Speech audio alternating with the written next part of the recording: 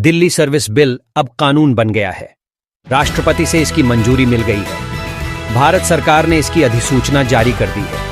केंद्रीय गृह मंत्री अमित शाह ने 1 अगस्त को संसद में राष्ट्रीय राजधानी क्षेत्र दिल्ली सरकार संशोधन विधेयक 2023 पेश किया था। विशेष प्रावधान किए गए हैं जिसके तहत दिल्ली विधानसभा सहित एक संघ शासित प्रदेश है। तो दिल्ली ना तो पूर्ण राज्य है, ना संघ शासित प्रदेश है, ना संघ शासित प्रदेश विद असेंबली। क्योंकि ये राजधानी क्षेत्र है, इसको ध्यान में रखते हुए 239A में इसका एक विशेष प्रावधान संविधान के तहत किया गया है।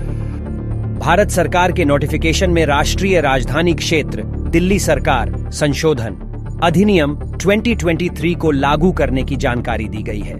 केंद्रीय गृह मंत्री अमित शाह ने 1 अगस्त को संसद में राष्ट्रीय राजधानी क्षेत्र दिल्ली सरकार संशोधन विधेयक 2023 पेश किया था। यह कानून राष्ट्रीय राजधानी में सेवाओं के नियंत्रण पर अध्यादेश की जगह लेगा। सरकार ने नोटिफिकेशन में कहा, इस अधिनियम को राष्ट्रीय राजधानी क्षेत्र दिल्ली सरकार संशोधन अधिनियम 2023 कहा जाएगा। इसे 19 मई 2023 से लागू माना जाएगा। राष्ट्रीय राजधानी क्षेत्र दिल्ली सरकार अधिनियम 1991, जिसे इसके बाद मूल अधिनियम के रूप में संदर्भित किया गया है, की धारा 2 में खंड ई में कुछ प्रावधान शामिल किए गए।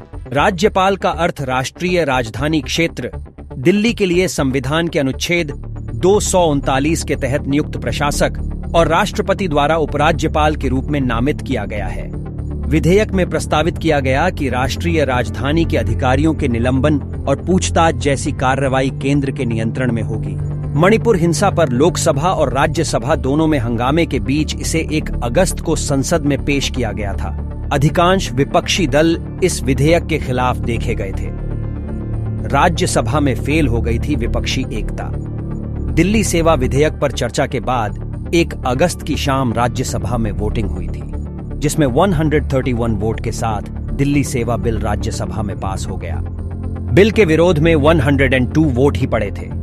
राज्यसभा में वोटिंग कराने के लिए पहले मशीन से वोटिंग का प्रावधान समझाया गया, लेकिन थोड़ी देर बाद उपसभापति ने घोषणा की कि मशीन में कुछ खराबी है, इसलिए वोटिंग पर्ची के जरिए कराई जाएगी।